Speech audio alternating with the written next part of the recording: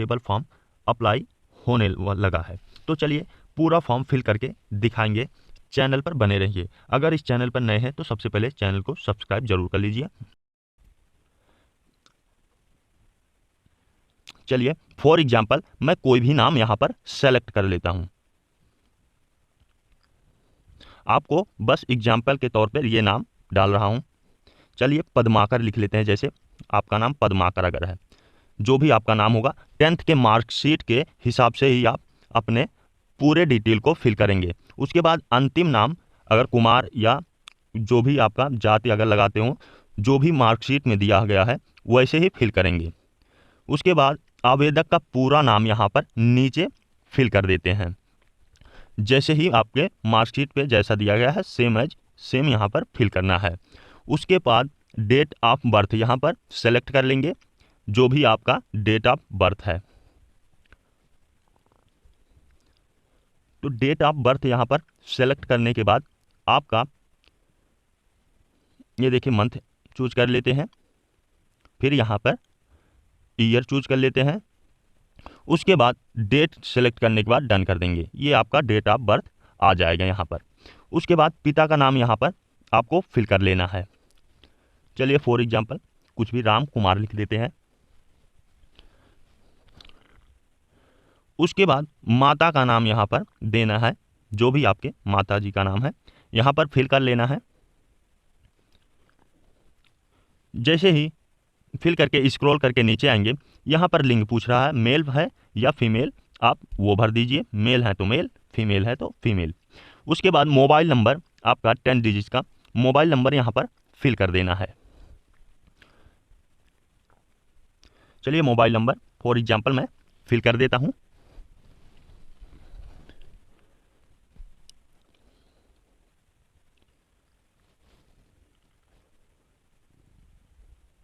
यहाँ पर मैं मोबाइल नंबर फिल कर दिया है। उसके बाद बोल रहा है कन्फर्म मोबाइल नंबर, मतलब जो ऊपर आपने फिल किया है उसको एक बार दोबारा कन्फर्म करिए।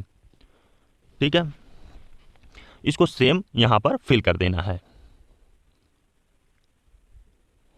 देखिए 5 गलत हो गया है, 55 हो गया यहाँ पर 54 की जगह पे, तो इसको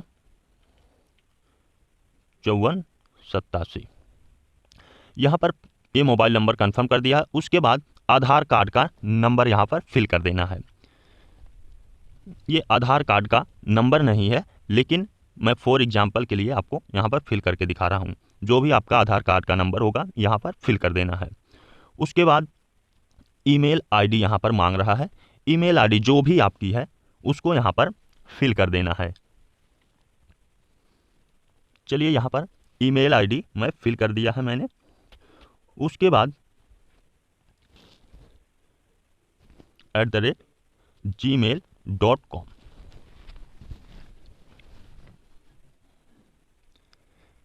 उसके बाद बोल रहा है ईमेल आईडी कंफर्म करें। जो भी आपने ईमेल आईडी अभी ऊपर डाला है उसको यहाँ पर कंफर्म करना है।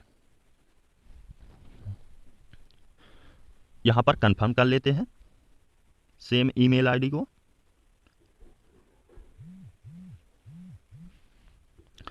राष्ट्रीयता पूछ रहा है तो इंडियन ही रहेगा, यहाँ पर सेलेक्ट कर लेना कॉलम पर। उसके बाद स्क्रॉल करके नीचे आएंगे। क्या आप उत्तर प्रदेश के मूल निवासी हैं, यहाँ पर पूछ रहा है are you domicile of UP. तो अगर आप उत्तर प्रदेश के हैं तो यस करेंगे, नहीं तो नो करेंगे। तो चलिए यस कर देते हैं। उसके बाद आपको पूछ रहा है क्या आप SC ST OBC EW otherwise state के श्रेणी के अंतर्गत आरक्षण और या आयु में छूट का लाभ प्राप्त करना चाहते हैं। तो यहाँ पर यस करिए, नहीं तो नो कर दीजिए। ठीक है, अगर जिसको भी छूट चाहिए वो यस कर देगा। उसके बाद मूल निवास प्रमाण पत्र निर्गत, यहाँ पर जो प्रमाण पत्र है उत्तर प्रदेश राज्य का प्राधिकरण,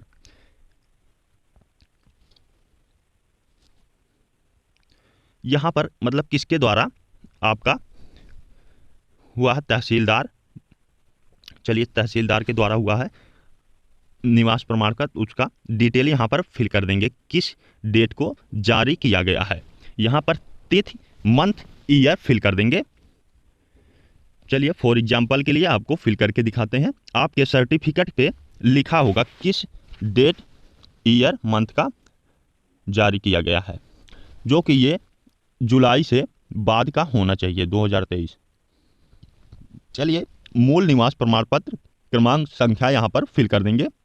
उसके बाद आपका जो जिला है यहाँ पर फिल कर देना है। चलिए जिला फिल करने के बाद गृह जनपद, श्रेणी यहाँ पर फिल कर लेते हैं। श्रेणी जो है SC ST जनरल OBC यहाँ पर फिल कर लेंगे, अदरवाइज स्टेट। यहाँ पर जैसे ही फिल करेंगे उसके बाद पूछ रहा है श्रेणी प्रमाण पत्र निर्गत करने वाला डिस्ट्रिक्ट, तहसीलदार, sub division magistrate, city magistrate जो भी है यहाँ पर डाल देंगे। उसके बाद श्रेणी प्रमाण पत्र निर्गत करने की तारीख डाल देंगे। यहाँ पर डेट, मंथ, ईयर फिल कर देंगे, जिस भी डेट को जारी किया गया है प्रमाण पत्र। उसके बाद श्रेणी प्रमाण पत्र क्रमांक संख्या यहाँ पर फिल कर देंगे, कैटेगरी, सर्टिफिकेट, सीरियल नंबर। इसको फिल करने के बाद श्रेणी आवेदक संख्या पे आएंगे। यहाँ पर एप्लीकेशन नंबर यहाँ पर फिल कर देंगे, श्रेणी आवेदक संख्या नीचे वाले कॉलम पे, इस पे। चलिए फिल करते हैं इसको। उसके बाद स्क्रॉल करके नीचे आएंगे। क्या आप स्वतंत्रता सेनानी के आश्रित हैं? Are you dependent of freedom fighter? तो अगर यस है तो यस कर दीजिए, नहीं तो नो कर दीजिए इसमें। क्या आप उत्तर प्रदेश राज्य के कर्मचारी हैं और आपके पास आवश्यक प्रमाण पत्र हैं? तो यहाँ पर अगर है तो यस कर दीजिए, नहीं तो नो कर देना है, तो नो कर देते हैं। क्या आप होमगार्ड के न्यूनतम 3 वर्ष की सेवा की है? तो यहाँ पर भी नो कर देना है, अगर है तो यस कर दीजिए, नहीं तो नो कर दीजिए। उसके बाद यहाँ पर क्या आप भूतपूर्व सैनिक हैं? यस कर दीजिए अगर है तो, नहीं तो नो करके आगे बढ़ जाइए। उसके बाद ऑप्शन आता है शैक्षणिक योग्यता। यहाँ पर अपना क्वालिफिकेशन फिल कर देना है, बोर्ड का नाम, उत्तीर्ण करने का महीना तथा वर्ष आपके सर्टिफिकेट मार्कशीट पर लिखा होगा। उसके बाद परिणाम स्थित रिजल्ट स्टेटस, पास है फेल है, पास रहेगा तभी आप भर सकते हैं। अनुक्रमांक रोल नंबर मतलब, उसके बाद प्रमाण पत्र क्रमांक यहाँ पर फिल कर देना है। चलिए फिल करके दिखाते हैं इसको। हाई स्कूल का यहाँ पर किस बोर्ड से आप है, यूपी बोर्ड या बिहार, अलग जिस भी बोर्ड से आप होंगे यहाँ पर फिल कर देना है। चलिए यूपी बोर्ड का यहाँ पर मैं फिल कर देता हूँ अपना। उसके बाद उत्तीर्ण करने की यहाँ पर मंथ, ईयर डाल देंगे। चलिए यहाँ पर फिल कर देते हैं।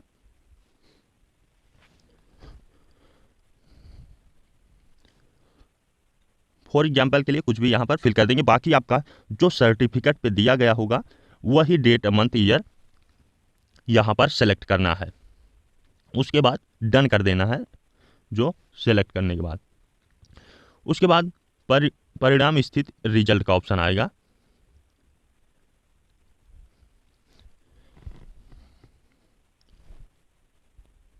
यहाँ पर पास का ऑप्शन पे क्लिक कर देना है। अनुक्रमांक रोल नंबर जो भी था आपका वो यहाँ पर फिल कर देना है। उसके बाद प्रमाण पत्र अंक पत्र क्रमांक संख्या, सर्टिफिकेट मार्कशीट सीरियल नंबर जो है, मार्कशीट सीरियल नंबर आपका लिखा होगा उस पर, आपके मार्कशीट पर, वहाँ से इसको फिल कर देना है। उसके बाद वैसे ही सेम इंटरमीडिएट का भी फिल कर देना है, जिस बोर्ड से है, किस तारीख को आपका इशू हुआ था, पास हुए थे, सर्टिफिकेट पे दिया होगा। उसके बाद पास के ऑप्शन पर क्लिक, चलिए यहाँ पर फिल कर दिया है। उसके बाद अधिमानी अर्हताएं, यहाँ पर क्या आपने ओ लेवल सर्टिफिकेट आपके पास है तो यहाँ पर फिल कर देंगे यस। आपके कंप्यूटर का कोई भी सर्टिफिकेट होगा यहाँ पर यस कर देना है, नहीं तो नो कर देना है। चलिए मेरे पास नहीं है तो नो कर देंगे। उसके बाद क्या आप 2 साल की न्यूनतम अवधि के लिए प्रादेशिक सेना में काम किया है? अगर किया है तो यस, नहीं तो नो कर देते हैं यहाँ पर।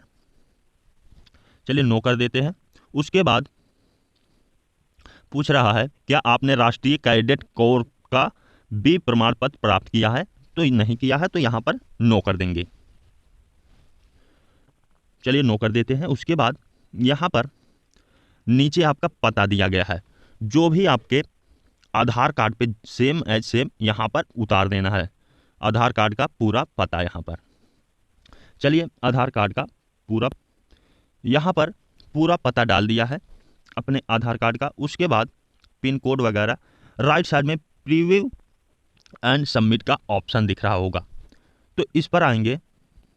जैसे ही इसको क्लिक करेंगे आपके साथ सामने ऐसा कुछ इंटरफेस दिखेगा। तो ये जितना भी कॉलम आपके लेफ्ट साइड में छोटे छोटे कॉलम है, 6-7 कॉलम, इसको फिल कर देना है, सब पे टिक लगा देना है। उसके बाद चलिए फिल कर लेता हूँ, कैप्चा फिल कर लेना है, फिर सबमिट एंड नेक्स्ट पर क्लिक कर देना है। अगर कोई त्रुटि हुई हो तो लेफ्ट साइड में एडिट रिकॉर्ड कर सकते हैं उसको।